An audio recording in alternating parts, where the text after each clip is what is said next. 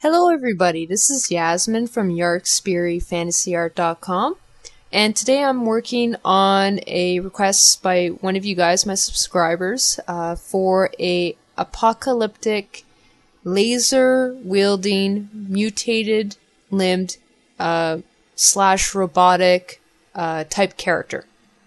So for this piece there's obviously quite a few elements, so I did have to figure out a pose that would allow me to show the most detail for this character while also showing the character's character. So I went through a couple different renditions of different poses before I actually settled on this one, mainly because it allowed me to really flesh out properly some of the attributes I really wanted to concentrate on. So I did want to show the mutated limbs. I did want to show the laser weapon, obviously, and also the cybernetics implants, essentially, that was attached to the character.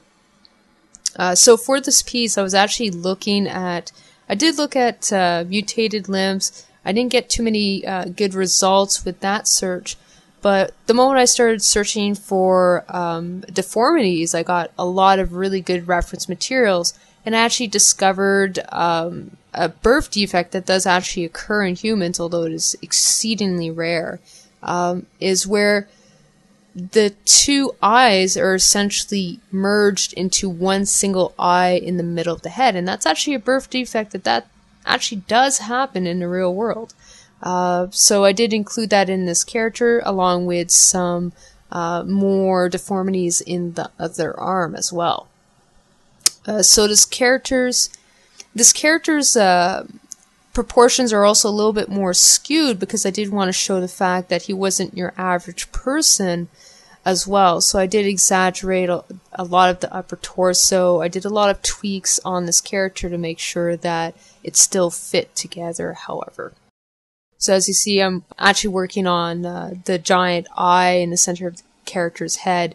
It's actually interesting too because if you look up the deformities online, you'll actually notice in most cases that the two eyes actually they join, but then they go inwards near where the nose would normally be, which I found extremely interesting. I don't know if it remains there after a number of years, but in this case, I was only looking at baby deformities because that's essentially what happened, or the first thing that showed up in my Google search for that. So once I figured out what type of deformities I was going to include in this character and the general pose, I started working on more of the other elements like the mechanics of the leg, how I was actually going to draw in some of the robotics. So all those mechanics went in there. Once again, I was referencing some robotics. I was looking at a lot of steampunk reference. For the steampunk, I'm actually subscribed to the Legion of Steam on YouTube because, first of all, they have really entertaining videos, and second of all, it's great reference for how to actually design something that's more of an apocalyptic slash steampunk style, which essentially, given the criteria, this character would fit within that category. So I was looking at a lot of reference, and that all helped. Now what I'm doing right now, you may have noticed in my previous video to this one, I actually started with just a flat color of gray. Now to change things up, I'm starting with a textured grayish background color so that I have more to work with. Now there's pros and cons to both techniques. In this case, because I'm not using a flat color, I do have to take more time actually doing the shading properly because there's a lot more that I have to normally paint over because I do have uneven layers of shading in the background. So that is a little bit more time consuming to do. In the last week's video, you would have noticed that most of my shading, it was extremely simplified. I didn't have to add as much information to get the same amount of detail. Once again, that's because I already have a basic color, so I'm just adding some minor dark areas versus some lighter colors.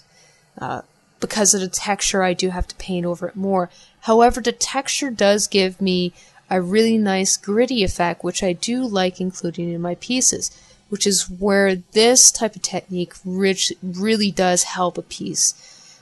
There's also a second functionality to having a more textured background that you've created with some textured brushes, is that it gives you more of a randomized palette to work with. So, well, more randomized background color, so that your eye automatically starts filling in detail. So from a conceptual point of view, it makes it a lot easier to figure out what you're actually going to do with the image, especially in the preliminary sketching stages. Now, I do most of those stages with a flat white background because I'm more concerned about the silhouette. However, if I don't have any plans and I need to draw something extremely quickly, using this technique would be a lot faster than fully plotting out a full illustration instead. So it does depend on what type of workflow you're looking for. In this case, I wanted to have that gritty feel. I wanted that to be there in this piece. So I started with the textured background.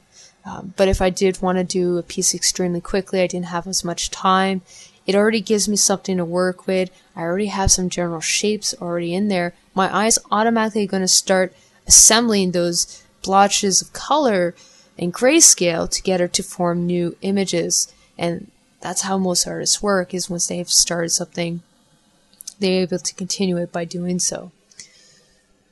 So right now I'm working on the eye and the face of this character. As you may have noticed, I spent quite a bit of time on the chest area. There's a lot of muscle anatomy I have to keep in mind because his body is twisting significantly. So it's something I have to watch out for. Especially the neck muscles, because he does have an extremely developed neck muscle area. All those areas have to be fully worked out before I can go back to doing the armor. As in my previous drawings, I started by adding some really light basic shading so I have a general idea of where my light source is coming from. In this case, the light source is coming from the top left-hand corner of the image, and that I figured out by just adding some really light shadows to start with, and then elaborating those shadows and elaborating the details afterwards by changing the opacity of my brush.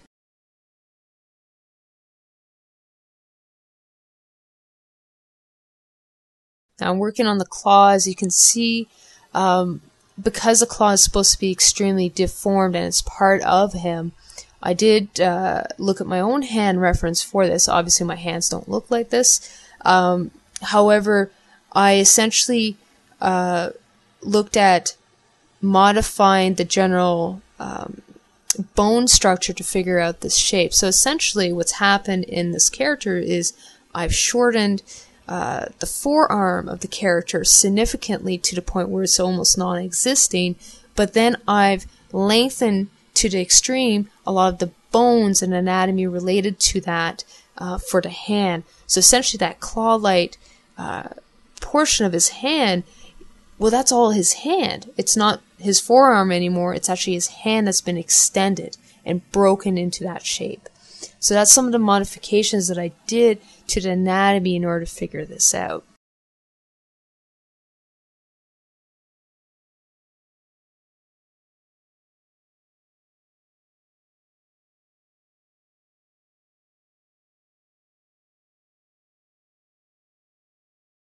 Now there is quite a bit of detail given the subject matter in the machinery that I had to take a lot of time doing. The best way that I find to plot out this information is by just starting out with the white and the black colors. I normally stick my opacity to about 30% as I'm working this out. And I'm just working out different methods of just showing the general shape with as little information as possible. Because most of those areas will be in shading, at least in the final image. So I don't want to over elaborate the information, but I do still want to hint to it to the point where your eye automatically fills it in. So I'm normally adding some very slight amounts of shading and then adding anything extra that I need to show that extra amount of detail.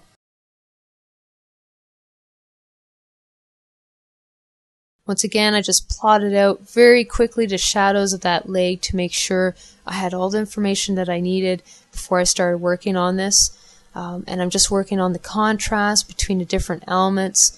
of that leg to make sure that the information shows correctly. Now, generally, whenever you have any part of the limb that needs to rotate, you'll have a ball joint. So keeping that in mind, I made sure to include a ball joint in the hip area at least.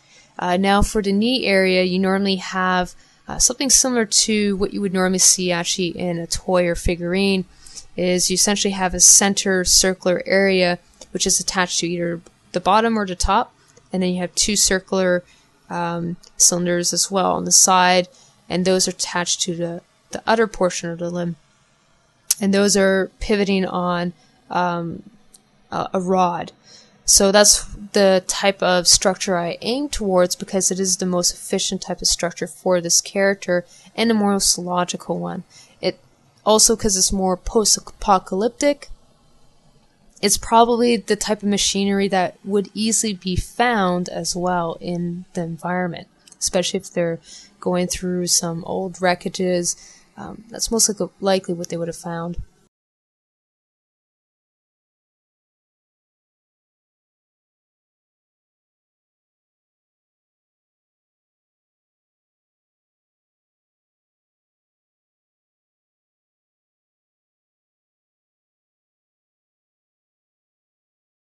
Now for the arm, I tried a couple of different modifications. I actually thought about turning the arm the entirely different direction.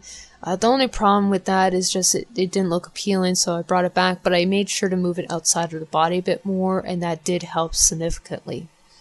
Now for the rocks, once again, I started with just plotting out some basic highlights and shadows, and from those I extrapolated some of the more detailed areas of the rock formation. Now when you're drawing rocks, it is important to show that it has like broken and fissured cracks in it. So I do go in after I figure out my basic colors or shading, and I'll just highlight certain details by changing once again the opacity of my brush to highlight some of those surface areas. Now for rocks, you don't normally have to like fully plot out the different surfaces, but you want to hint at the different surfaces, and that's normally enough to suggest the fact that it is an inorganic material, but it's also has some almost man-made like type proportions to it. Now for the background, once again, it's further in the background, so I'm not adding as much detail as the midground and foreground elements. It is important that that foreground element shows that's overlapping in the area, so in a moment I'm actually going to resize, once I've actually fully figured out this foreground element, I'm actually going to resize that entire area to the appropriate size that I need it to be. And I've just done that now. Now I've just added a basic green color layer overlay to this general image, and this allows me to get my general colors that I'm going to work with for this piece. Generally you want cooler colors in the shadows and warmer colors in areas that are highlighted. So for this reason I decided to go with purple and more of a green tone for this character. Now when I was figuring out the characters, I was using my color wheel, so I was just choosing the appropriate color on the chart to make sure that I was working with colors that were going to be complementary to each other. Now although I do have those colors though, I do want to show that this character has human skin, so I was adding some skin tones to this character to make sure that he did look more human-like. Now the only downside to that is that I had to make sure that the shading was still adequate for this while not taking away from the fact that obviously he's human, so I want to show that skin tone. I'm just adding some additional shadows right now just to straighten some of the shadow areas that would be in there. Now I did add 2 layers for this, so I used a color burn layer, and then I went in and sampled the darker portions of that to make sure that I could paint directly on top. And this gave me what you see as a cast shadow that I'm currently adding into the character. Gave me a solid color to work with, because the problem with the color burn tool is that it only essentially colors or darkens areas that already have color or shading. So the more shading that you have, the darker those areas become. But if you're trying to extend some of the shadow areas, it doesn't exactly work as well for that, so you do have to paint that in manually. So this character is actually coming down to a close. I'm just adding some of that fog effect behind the character to make sure that it looks like he's more of in a smoggy atmosphere. And I just added some of the laser weaponry as well and the highlights for that. So this is the finalized image. It was a very fun piece to work on. Mechanical objects in general tend to be my forte when it comes to drawing. And I hope to see you guys soon. Thank you and take care.